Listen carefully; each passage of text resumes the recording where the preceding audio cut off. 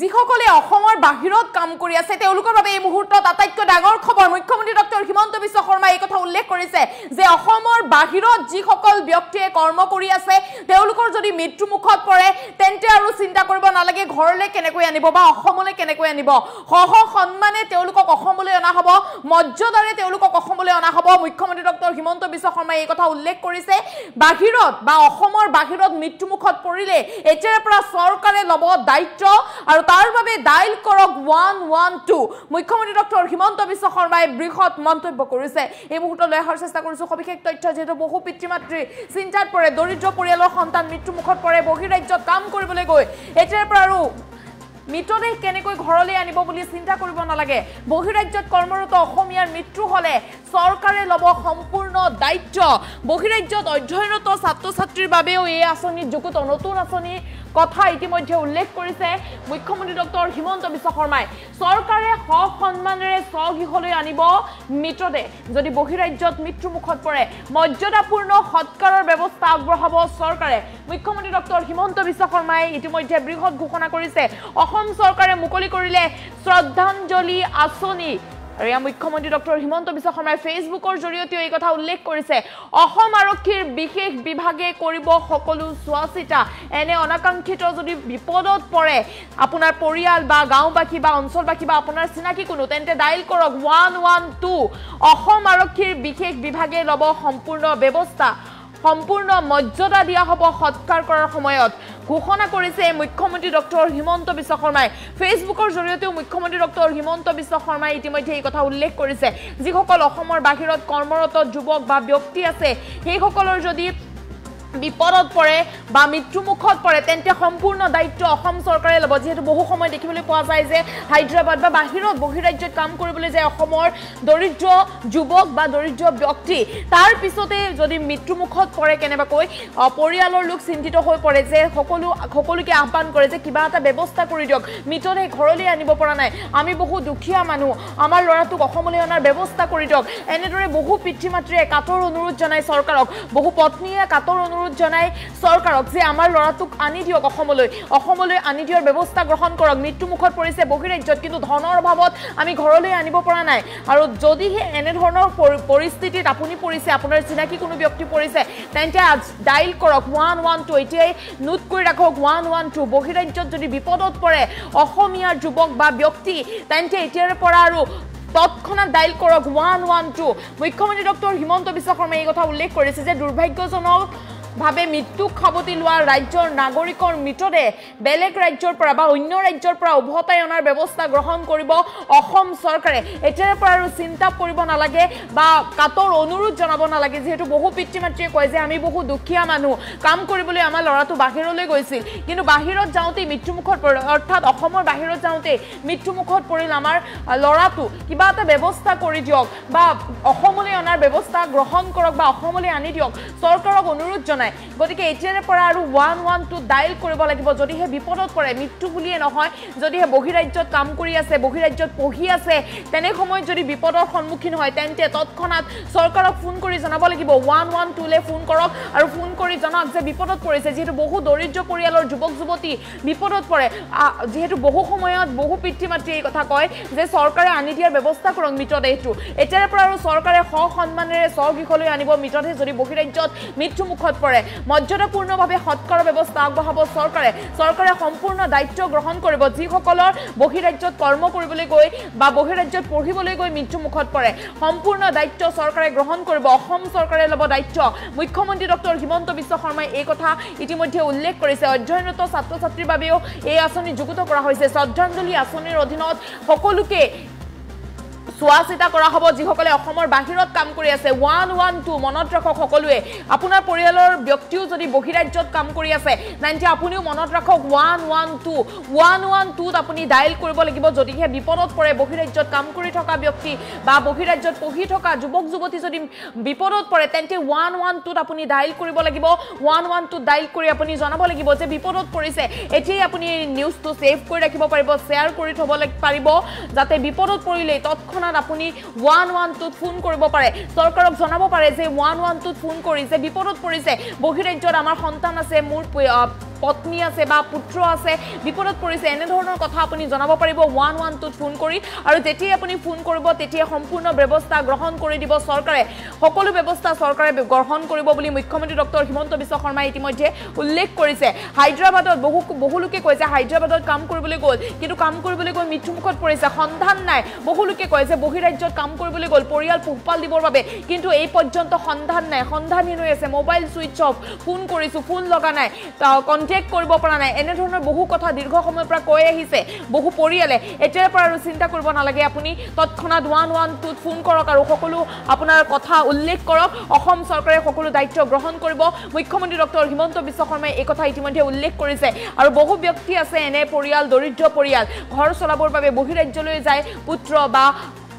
স্বামী বাহিৰত যায় কিন্তু তাৰ পিছতে মৃত্যুমুখত পৰে বহিৰাজ্যত গৈ আৰু কাতৰ আহ্বান জনাই পৰিয়ালৰ লোকে যে আমি বহু দুখীয়া মানুহ আমাৰ ল'ৰাটোক আনি দিয়াৰ ব্যৱস্থা গ্ৰহণ কৰক কিবা এটা ব্যৱস্থা কৰি মৃতদেহটো আনি দিয়ক বা পিতৃয়ে কয় যে অসমলৈ আনি দিয়াৰ ব্যৱস্থা গ্ৰহণ কৰক মৃতদেহটো আমি মৃতদেহ আনিব পৰা নাই এনে ধৰণৰ বহু সময়ত বহু লোকে চৰকাৰক কাতৰ অনুৰোধ জনাই আহিছে মুখ্যমন্ত্ৰী ডক্টৰ হিমন্ত বিশ্ব শৰ্মাই এই কথা উল্লেখ কৰিছে যে এতিয়াৰ পৰা আৰু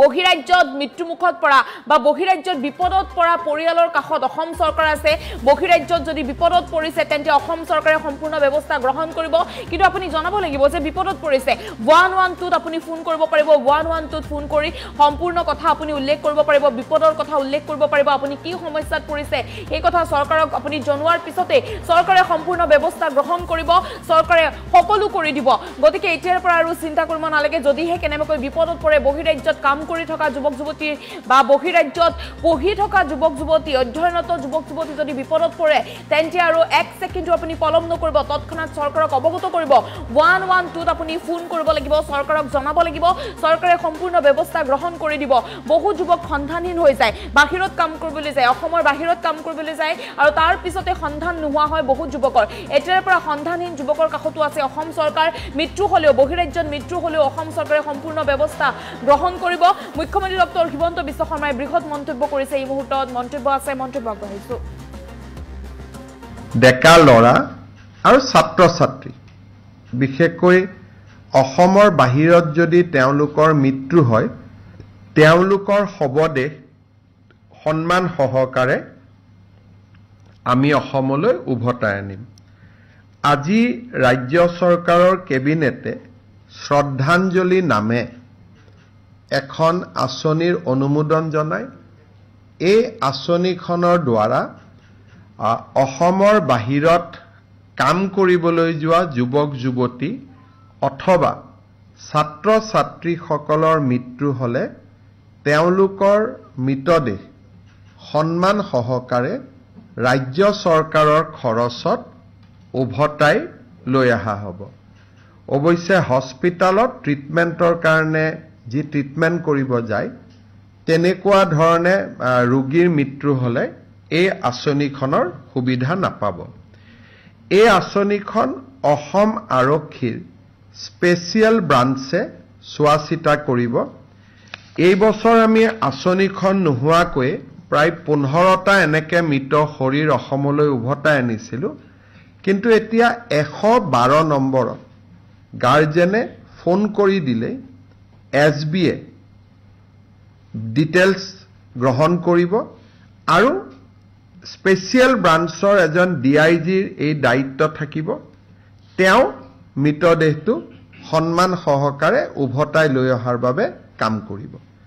এই শ্ৰদ্ধাঞ্জলি নামৰ আঁচনিখন যিখন আমি অসম চৰকাৰৰ এই বছৰৰ বাজেটত আমি উল্লেখ কৰিছিলোঁ তাক আজি কেবিনেটে অনুমোদন জনায় ডেকা ল'ৰা আৰু ছাত্ৰ ছাত্ৰী বিশেষকৈ অসমৰ বাহিৰত যদি তেওঁলোকৰ মৃত্যু হয় তেওঁলোকৰ শৱদেহ সন্মান সহকাৰে আমি অসমলৈ উভতাই আনিম আজি ৰাজ্য চৰকাৰৰ কেবিনেটে শ্ৰদ্ধাঞ্জলি নামে এখন আঁচনিৰ অনুমোদন জনায় এই আঁচনিখনৰ দ্বাৰা অসমৰ বাহিৰত কাম কৰিবলৈ যোৱা যুৱক যুৱতী অথবা ছাত্ৰ ছাত্ৰীসকলৰ মৃত্যু হ'লে তেওঁলোকৰ মৃতদেহ সন্মান সহকাৰে ৰাজ্য চৰকাৰৰ খৰচত উভতাই লৈ অহা হ'ব। অৱশ্যে হস্পিটালত ট্ৰিটমেণ্টৰ কাৰণে যি ট্ৰিটমেণ্ট কৰিব যায় তেনেকুৱা ধৰণে ৰোগীৰ মৃত্যু হ'লে এই আঁচনিখনৰ সুবিধা নাপাব। এই আঁচনিখন অসম আৰক্ষীৰ স্পেচিয়েল ব্ৰাঞ্চে চোৱা চিতা কৰিব। এই বছৰ আমি আঁচনিখন নোহোৱাকৈ প্ৰায় 15টা এনেকে মৃত শৰীৰ অসমলৈ উভতাই আনিছিলোঁ, কিন্তু এতিয়া 112 নম্বৰত গাৰ্জেনে ফোন কৰি দিলে SBয়ে ডিটেইলছ গ্ৰহণ কৰিব আৰু স্পেচিয়েল ব্ৰাঞ্চৰ এজন DIGৰ এই দায়িত্ব থাকিব। তেওঁ মৃতদেহটো সন্মান সহকাৰে উভতাই লৈ অহাৰ বাবে কাম কৰিব। এই শ্ৰদ্ধাঞ্জলি নামৰ আঁচনিখন যিখন আমি অসম চৰকাৰৰ এই বছৰৰ বাজেটত আমি উল্লেখ কৰিছিলোঁ, তাক আজি কেবিনেটে অনুমোদন জনায়। ডেকা ল'ৰা আৰু ছাত্ৰ ছাত্ৰী, বিশেষকৈ অসমৰ বাহিৰত যদি তেওঁলোকৰ মৃত্যু হয়, তেওঁলোকৰ শৱদেহ সন্মান সহকাৰে আমি অসমলৈ উভতাই আনিম। আজি ৰাজ্য চৰকাৰৰ কেবিনেটে শ্ৰদ্ধাঞ্জলি নামে এখন আঁচনিৰ অনুমোদন জনায়। এই আঁচনিখনৰ দ্বাৰা অসমৰ বাহিৰত কাম কৰিবলৈ যোৱা যুৱক যুৱতী অথবা ছাত্ৰ ছাত্ৰীসকলৰ মৃত্যু হ'লে তেওঁলোকৰ মৃতদেহ সন্মান সহকাৰে ৰাজ্য চৰকাৰৰ খৰচত উভতাই লৈ অহা হ'ব। অৱশ্যে হস্পিটালত ট্ৰিটমেণ্টৰ কাৰণে যি ট্ৰিটমেণ্ট কৰিব যায় তেনেকুৱা ধৰণে ৰোগীৰ মৃত্যু হ'লে এই আঁচনিখনৰ সুবিধা নাপাব। এই আঁচনিখন অসম আৰক্ষীৰ স্পেচিয়েল ব্ৰাঞ্চে চোৱা চিতা কৰিব। এই বছৰ আমি আঁচনিখন নোহোৱাকৈ প্ৰায় 15টা এনেকে মৃত শৰীৰ অসমলৈ উভতাই আনিছিলোঁ, কিন্তু এতিয়া 112 নম্বৰত গাৰ্জেনে ফোন কৰি দিলে SBয়ে ডিটেইলছ গ্ৰহণ কৰিব আৰু স্পেচিয়েল ব্ৰাঞ্চৰ এজন DIGৰ এই দায়িত্ব থাকিব। তেওঁ মৃতদেহটো সন্মান সহকাৰে উভতাই লৈ অহাৰ বাবে কাম কৰিব। এই শ্ৰদ্ধাঞ্জলি নামৰ আঁচনিখন যিখন আমি অসম চৰকাৰৰ এই বছৰৰ বাজেটত আমি উল্লেখ কৰিছিলোঁ, তাক আজি কেবিনেটে অনুমোদন জনায়। ডেকা ল'ৰা আৰু ছাত্ৰ ছাত্ৰী, বিশেষকৈ অসমৰ বাহিৰত যদি তেওঁলোকৰ মৃত্যু হয়, তেওঁলোকৰ শৱদেহ সন্মান সহকাৰে আমি অসমলৈ উভতাই আনিম। আজি ৰাজ্য চৰকাৰৰ কেবিনেটে শ্ৰদ্ধাঞ্জলি নামে এখন আঁচনিৰ অনুমোদন জনায়। এই আঁচনিখনৰ দ্বাৰা অসমৰ বাহিৰত কাম কৰিবলৈ যোৱা যুৱক যুৱতী অথবা ছাত্ৰ ছাত্ৰীসকলৰ মৃত্যু হ'লে তেওঁলোকৰ মৃতদেহ সন্মান সহকাৰে ৰাজ্য চৰকাৰৰ খৰচত উভতাই লৈ অহা হ'ব। অৱশ্যে হস্পিটালত ট্ৰিটমেণ্টৰ কাৰণে যি ট্ৰিটমেণ্ট কৰিব যায় তেনেকুৱা ধৰণে ৰোগীৰ মৃত্যু হ'লে এই আঁচনিখনৰ সুবিধা নাপাব। এই আঁচনিখন অসম আৰক্ষীৰ স্পেচিয়েল ব্ৰাঞ্চে চোৱা চিতা কৰিব। এই বছৰ আমি আঁচনিখন নোহোৱাকৈ প্ৰায় 15টা এনেকে মৃত শৰীৰ অসমলৈ উভতাই আনিছিলোঁ, কিন্তু এতিয়া 112 নম্বৰত গাৰ্জেনে ফোন কৰি দিলে SBয়ে ডিটেইলছ গ্ৰহণ কৰিব আৰু স্পেচিয়েল ব্ৰাঞ্চৰ এজন DIGৰ এই দায়িত্ব থাকিব। তেওঁ মৃতদেহটো সন্মান সহকাৰে উভতাই লৈ অহাৰ বাবে কাম কৰিব। এই শ্ৰদ্ধাঞ্জলি নামৰ আঁচনিখন যিখন আমি অসম চৰকাৰৰ এই বছৰৰ বাজেটত আমি উল্লেখ কৰিছিলোঁ, তাক আজি কেবিনেটে অনুমোদন জনায়। ডেকা ল'ৰা আৰু ছাত্ৰ ছাত্ৰী, বিশেষকৈ অসমৰ বাহিৰত যদি তেওঁলোকৰ মৃত্যু হয়, তেওঁলোকৰ শৱদেহ সন্মান সহকাৰে আমি অসমলৈ উভতাই আনিম। আজি ৰাজ্য চৰকাৰৰ কেবিনেটে শ্ৰদ্ধাঞ্জলি নামে এখন আঁচনিৰ অনুমোদন জনায়। এই আঁচনিখনৰ দ্বাৰা অসমৰ বাহিৰত কাম কৰিবলৈ যোৱা যুৱক যুৱতী অথবা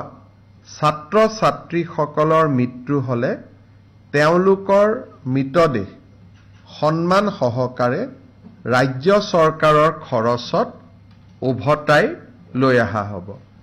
অৱশ্যে হস্পিটালত ট্ৰিটমেণ্টৰ কাৰণে যি ট্ৰিটমেণ্ট কৰিব যায় তেনেকুৱা ধৰণে ৰোগীৰ মৃত্যু হ'লে এই আঁচনিখনৰ সুবিধা নাপাব। এই আঁচনিখন অসম আৰক্ষীৰ স্পেচিয়েল ব্ৰাঞ্চে চোৱা চিতা কৰিব। এই বছৰ আমি